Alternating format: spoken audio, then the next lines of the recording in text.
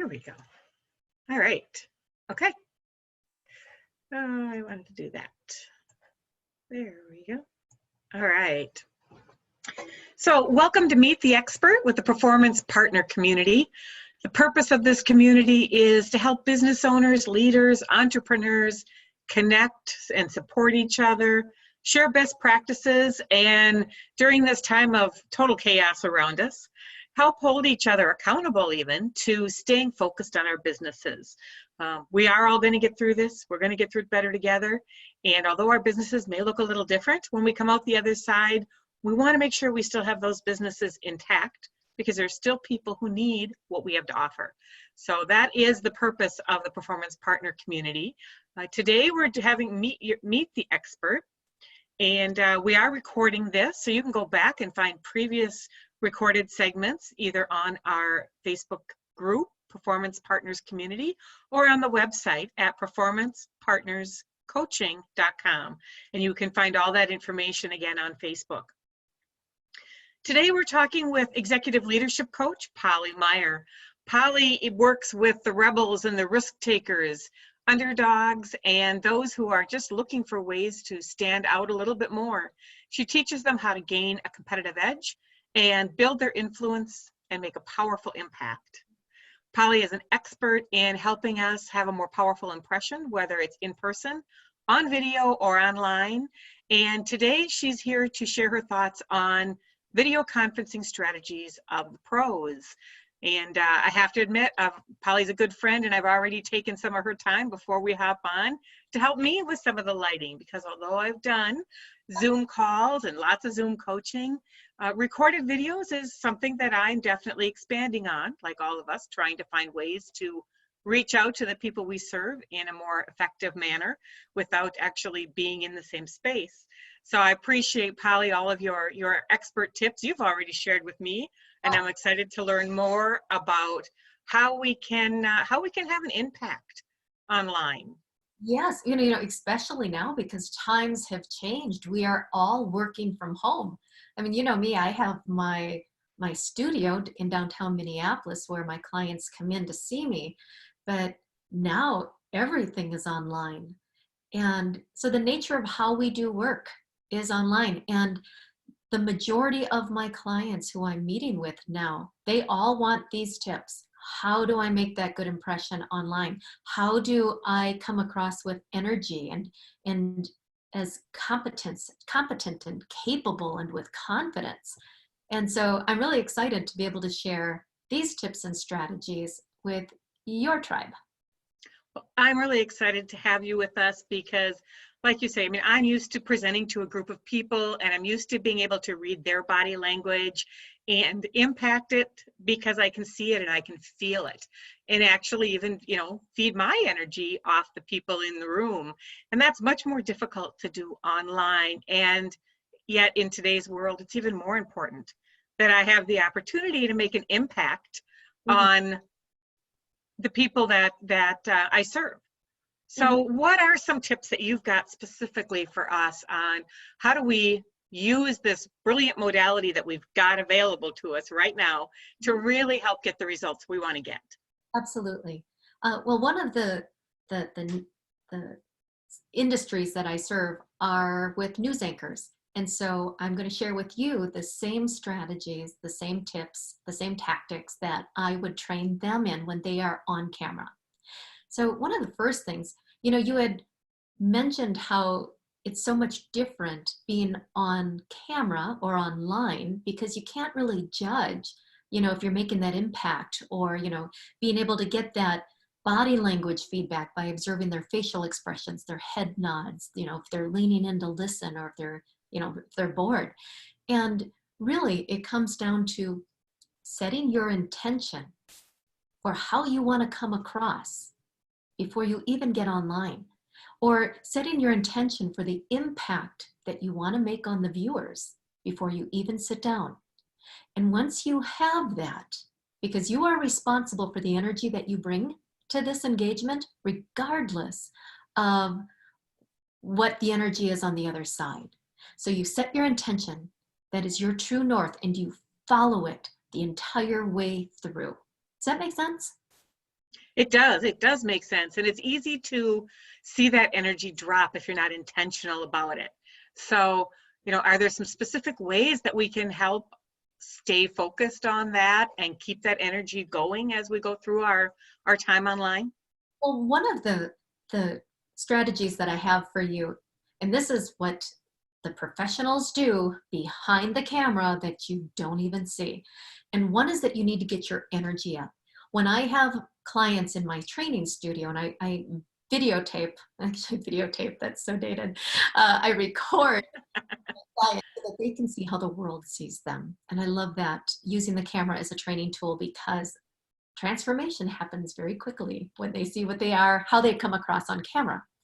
And when they are on camera, I'll ask them, okay, so that was great. On a scale of 1 to 10, 10 being amazing energy, 1 being sleeping, where do you feel you fell along that continuum?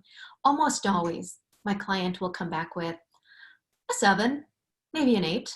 And it's like, wrong, you came across as a 4. Here, let's take a look.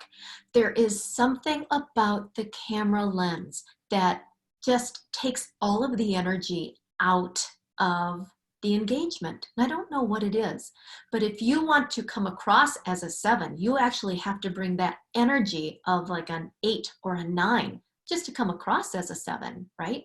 And that energy, we feel that. If we feel that you are excited and enthusiastic and engaged, that's going to keep us feeling that way as well.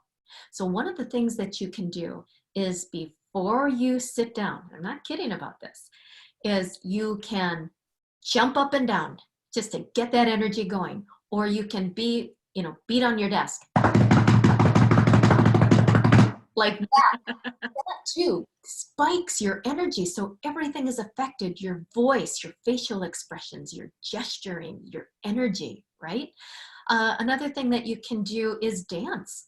So I work with pageant girls, and before they're going on stage, or before they're going into that interview with the judges, they are doing their power posing and they are dancing to get that feeling to come up, because it's going to color everything. Make sense? That's interesting. And it's really about what you do even before you hop on in front of the computer, in front of that webcam, right? Yes. To really keep that. And it's almost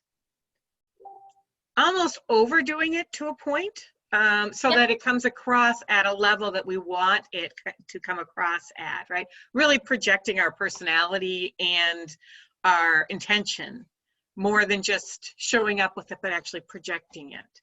Absolutely. And this is also going to help you stay out of boring monotone, because the clients that I work with, when we sit down and have these one-on-one conversations, they're naturally charismatic, they're engaging, they're adorable, they're exude confidence.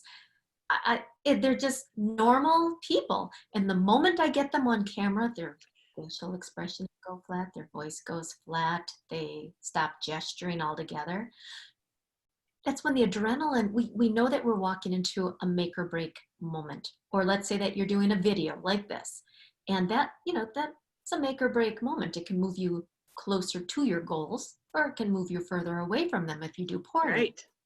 So what it does, that adrenaline turns us into someone that we are not. So we actually have to be a little bit bigger in our prep as far as getting our energy going and setting our intention for how we want to come across, so that we don't come across as boring and monotone. Now I have other tips. Can I share those with you? Please, yes. Okay. So when I get on video conferencing, especially with a newer client, I'm going to move my laptop so that you can see something. But almost always, when they come on our video coaching session, they're like this. See all the space up there? Yes. Or it'll be like this. Our faces are down here, but there's still all of the space. Or worse, they're up here and they're talking down. And so now, especially if it's like this. And so now you're seeing up their nose, you're seeing all of the hanging here. None of that's very attractive either, right? And their eyes look like they're closed because they're looking down, right? So the first thing that you're going to want to do is if you're on a laptop, get your laptop up. You want, like mine is on a banker's box on my desk.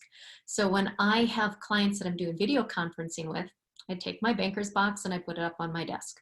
Then I put my laptop up on top of the banker's box, because you're going to want to have the camera slightly above eye level. All right. Now, not too much, but you're going to want, so that means that you may have to take books and other things to get it at that right height. If you have a desktop, you may need a book or two to put underneath that desktop to get it at the right height. Or you may have a GoPro, right? The GoPro is fine. Like you can see, I have a GoPro right here. It's just that Logitech camera. I use this with my clients a lot. I'm not using it right now though. If that is, you may have to put that on a tripod or attach it to your laptop, but wherever that camera is, it needs to be slightly above eye level. Now, the second thing is that you want to properly frame yourself in the range of the camera, which means again that you're not going to want too much space here, right? You're not going to want to be too close, because if you're too close, all of your gestures and stuff and your facial expressions, they get over exaggerated. So you're going to want to sit a nice distance away and think about a news anchor. Think of how much you can see of them when they are talking directly to the camera. It's right about what I am showing you here, maybe even just a little bit more head space, okay? So this is going to already set you apart from everybody else, because they don't do these things. They don't put the time or attention or intention, at least up to this point, or they may not even know about it. Now, the other tip and strategy that I have is the lighting. Now, you want to have a light source in front of you. That means behind your laptop or your desktop. So while we are going through this time where everyone is working from home, you may actually have to decide to move your desk, or you may have to move your table, or wherever it is that you are going to be working from for the time being, as long as you are going to be using video. What happens when we have the light source behind us or to the side? These really strange shadows on our faces, so that we end up looking like we're zombies. It doesn't put us in our best quote unquote light, right? So even though my office is in a room down the hall, whenever I'm doing video, I do it here in this room, because I've got a wall of windows and windows to the side of me. Now, in a pinch, what you can do, and I've done this, go gather the lamps in your house. Now, you're going to do this as a setup before you would get on camera. Grab the lamps in your house and start putting them in different places behind your desktop or your laptop. Turn them on and just keep moving them around, taking them out, putting them in, to see what provides the best lighting, right? Second thing you can do is you can take a banker's box, put your laptop on, and then move this in front of your desktop. Now with the desktop behind, you're going to turn that on, and you're going to turn the brightness all the way up, which is also going to give you great lighting from the front. Make sense? Yes, absolutely. You've got me wanting to readjust all of my things right now in the middle of our talk, but I'll wait. Okay, Watch for the next video. It'll be different. I'm excited to see that. Now, the other thing you can do is get some light rings. Now, I was looking for my other light ring. I have a mini light ring that I can attach to my cell phone, which is great. You just squeeze it, and it has all of these settings. It gets super high light and super low light. But you can also take it and you can put it on your laptop where the camera is, and that too will illuminate you. Now, another piece, if you want to spend a little bit more money, is to get a bigger light ring like this. And this is what I use with my clients. It came with the tripod. It came with a couple different colors of light. Like I have a gold light and I have the white light. And I just attach my GoPro to it. And when you turn it on, it's not plugged in at the moment, but when you turn it on, you're going to have it in front of you, and it is going to it has many different levels of light, so you can see which one you will look best in. Because too much light is going to wash you out. Mhm. Little light is going to give you too many shadows, and it's going to make you look way older than you are. Make sense? Yes, that does make sense. Those are some great tips. So it sounds too like, although there are options to buy more expensive equipment if we choose to, we don't have to, as long as we're paying attention and using the resources that we've got in front of us right now. So we can go just, I mean, nobody else in the house will notice if the lamps are all missing, right? Well, that's when you tell everyone you go in the other room and take the cats and the dogs with you, and don't right. So yeah, no, they won't notice. But Yes, I did a video last week with two of the grandkids in the next room, and it was a little distracting. So it really is. And we want to remove all of those distractions. So that brings us to that next point, which is what is ever behind you. That is part of the impression that you're going to leave on people. It's not just your face, it's not just your delivery, but it's also all of the things that are on your desk or around you. So, for example, like I said, my office is in the other room, but when I do video presentations or video coaching, I choose this little tiny corner of this room because of what's also behind me. And it's very sparse, actually. And like, this is not normally here. This is from my studio, but I put I put intention into what is going to be in the frame of the video. For example, I think, what impression do I want my clients to have of me? Well, I'm very centered with that. You know, I have my Buddha here, and I've got a candle that I usually light that helps center me, but I feel like it also gives a certain impression. And then I don't have any clutter behind me. I have just this photo, this picture, but I take this picture down and I put up my great big sheets of 3M Post-it easel pad paper, because I do a lot of writing that my clients and I have to move through as far as whatever it is that I'm working on with them.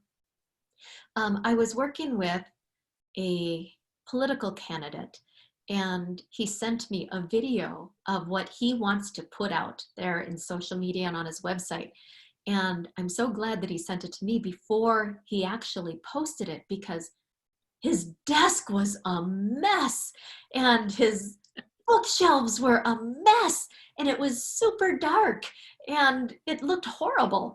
And so we really had to dive in. Okay, what impression do you want to make with this video? What do you want them to be thinking about you? Okay, let's take a good look at your surroundings. You know, what do we need to have there to convey that impression? What do we need to remove to convey that impression? well, and I'm sure I'm not the only one who has recently brought home a number of things from a main office, because now everything's happening right here. As you said, your light usually is a man at your studio.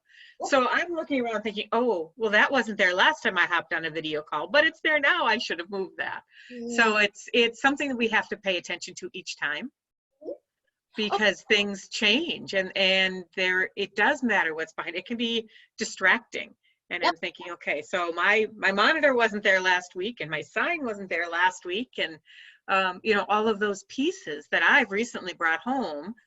I don't know what little birdie told me, but I decided in January to eliminate my outside office as of the end of March. So I was planning that anyway, and especially now it's essential, because I'm not meeting anyone at the office anyway. Right. Oh, so there's things that change, and we need to adjust to them. Exactly. And so I'm in the same boat, right? Because everything is shut down. So there are specific things that I need from work that I have to bring back home. However, they are all either in the other room or they are on that side of the room. And okay. when I'm done with my videos, I just move everything back to where it was, and then I just move it all back out. But here's another tip regarding the visuals that are going to be around you, is before I get it, I have a Mac. So before I get on, I will turn on FaceTime, just so that I can see what the camera is going to be seeing. And then I'll move things around. I'll take my desk. I mean, you know, my banker's box and I'll move it or I'll angle it a certain way. I'll put my chair in a certain way. I'll notice that, oh, you can still see my yoga mat. So I'll move my yoga mat out of the way. So before I get on with any client or doing any video, I do a visual check, about 10 minutes before I'm going to get on to make sure that I'm ready. Okay. So what I've gotten so far is prime myself with lots of energy and intention before we hop on. I steal the lamps from the rest of the house if necessary to adjust lighting and make sure that lighting is behind the camera. Or so that move we're your desk or your laptop so that move the desk, yes. in front of you. Okay. Lift that laptop, if the camera is on the laptop or whatever the camera's on, make sure it's just above eye level. So we're not looking down our nose or anyone looking up our nose. That's not good. And then eliminate distractions. Distractions from behind us, distractions from, another device or whatever. What else? What else do we need to know to really make this effective? Well, that's a good question because I could go all day. If you were my news anchor or if you were any of my clients who needed to be on camera, I would also introduce them to powder, facial powder. This is okay. If you are a man, especially if you are, your hairline might be receding a little bit. The face powder, what it does, because now we've got all this lighting that's in front of us that is meant to light us up, but we don't want it to bounce off the oils, the natural oils that are on our face and on our head. And so even with my men, even with my male clients, one of the first things that I suggest is for them to either get the blotting tissues that you can get at any pharmacy, any drugstore, any Kmart, Walmart, Target, anywhere, Sephora. You want to get the blotting tissues and or a translucent powder and a brush. What you're going to do is you're just going to take a little bit of it. You want to get a color that is very translucent or very close to your natural color. Don't get anything with shine. You're going to want to tap it off and you're going to want to go over all of the areas where that light might be bouncing off of your skin. And here's the reason why. Because if you were a client, I'd at this point be going through a bunch of photos with you of before powder and after powder to really give you a strong visual. But what happens is that light bounces off the natural oils that are on your face or off of your head. And now it's so distracting that we're no longer paying attention to what you have to say. We are watching that light bounce off your forehead or off your face or off your nose, things like that. So we want to take away all of those things that are distracting. So another thing would be a distracting pattern that you may be wearing. Or if you have too many bangles of bracelets or something that are noisy when every time you gesture it goes ting-a-ling-a-ling, ting-a-ling-a-ling, ting-a-ling-a-ling, we want to remove those things as well. If you are a woman, I told you I could go all day on this. If you are a woman, I would suggest wearing earrings or a necklace because what this does is it's going to draw that light to your face. And if you are a man or a woman, you would want to wear chapstick, particularly in the winter time, just because we just get so, our lips can get dry. Do you want more? Excellent. Well, we've got just a couple of minutes left. Okay. If we have all of these, see, these are not high-tech things, right? They're not complicated. They're just things we probably have never thought about if we've never worked in this modality very much. Even so small changes, they make a huge impact, truly. So small changes, big bang for your buck. Absolutely. Is there one final thought that you want to leave us with that would really help us to take advantage of all these key things you teach the pros out there, the news anchors, the politicians, the big CEOs of the corporations that you work with? Yes. What's one more piece that we need? What's our thoughts that'll end on? Okay, final piece, final suggestion is if you are speaking to that camera, try not to make it seem like you are speaking to the camera, because what it does is you'll end up looking like you have a headache and you need an Advil or something. What you want to do is look through the camera and imagine the person or the people who you're talking to, because it's going to take you out of monotone, take you out of being robotic. And when you visualize who you're speaking with, it changes how you come across. It changes the inflections in your voice and whether you're warm or whether you're strong or whether you're engaged, depending on who you're speaking with. So for example, like right now it's you. I know it's you, Barb. And so I envision myself speaking with you. Now, even though your avatar, your video is here, it's not even up for me. I'm just looking at the camera. And it's important to make that eye contact. And I'm giving you one more here. Should have given you this one a while ago. When you look at the camera, what it does is it's making that eye contact for whoever is watching. Now, too many of us, we look down and we look at us talking, or we look at them talking, and now we have lost all connection.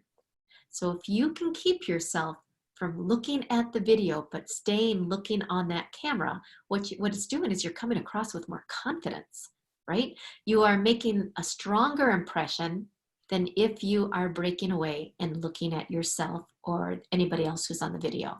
Can you see that difference? Absolutely. You know, it's really that person you're talking to is on the other side of that camera. Yes. And they are. It's just they're not in the same space with us. So that makes perfect sense. And I think we've all gotten caught in that when we're doing Zoom calls or conference calls or something where we're looking at the person who's talking to us, right? Yep. However, that takes our eyes off of the connection that we can make. So that is great advice. Now you had suggested, you had said that you can't, it's hard to, when you're doing videos, it's hard to judge the feedback from their facial expressions and things like that. So on occasion, I will glance down just to see if it's registering, but for the most part, I just stay focused right on that camera. And now for some of us, our sessions are 90 minutes to 2 hours long. And after a while, your eyes start to fatigue from just looking at that little tiny dot at the top of your laptop or your Mac or your GoPro. So on those occasions, what I would suggest is to sit back a little bit further, adjust your laptop so it comes down with you. The further you are away, now you can start looking at, let me move this around a second. Now I can start looking at you, and it doesn't really seem like I am looking away from the camera.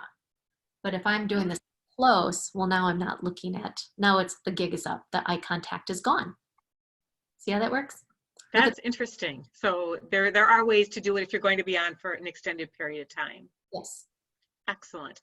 Well, now, Polly, I know that you work with a lot of people around the country and help them, whether they're meeting people in person or now with so many of us connecting on video. How can people get some more information from you, or if they're looking for a little more help with this process, how can we reach out to you? First thing that I would suggest is to get on my email list, join my online community. I have to tell you, I have some of the most badass people on my email list. And Barb, knowing you, knowing your tribe, trust me, they will all fit right in.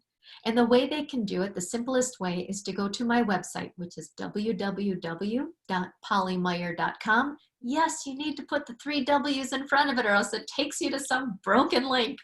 But www.pollymeyer.com, and no matter what page you go to on my website, you'll find places where you can enter your name and your email address, and you'll automatically start receiving videos and articles.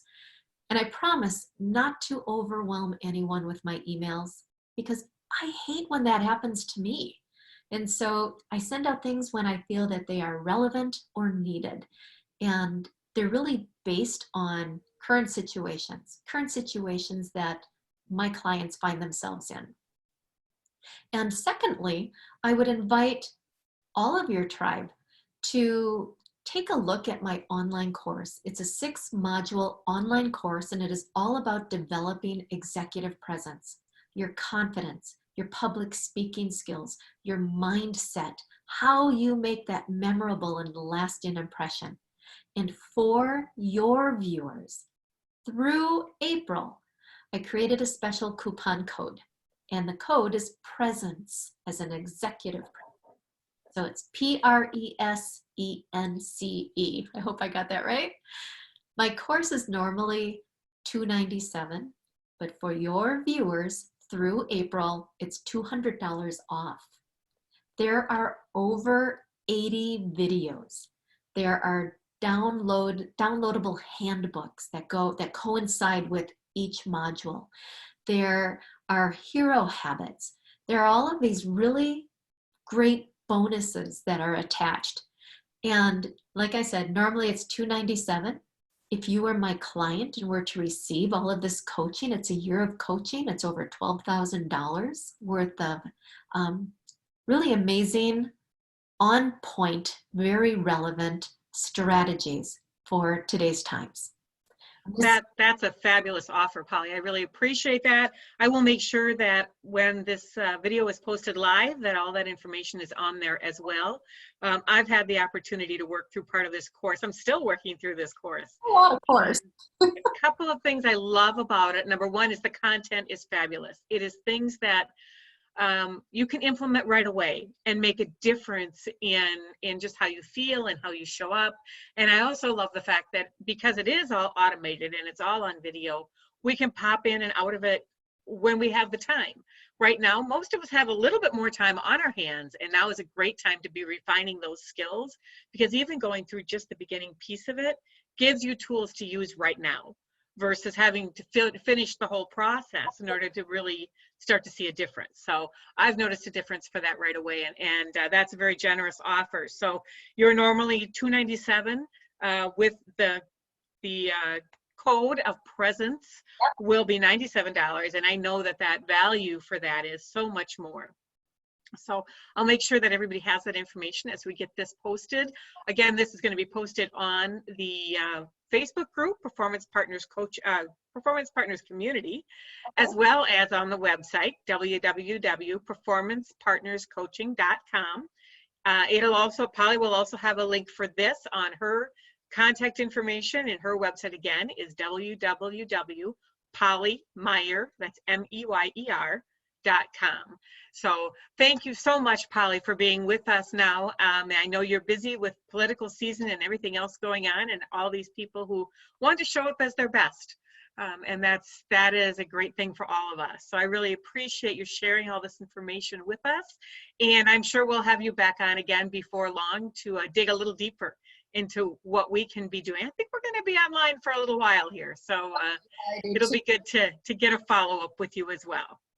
Great. Well, thank you, Barb. Thanks for inviting me. I had a great time.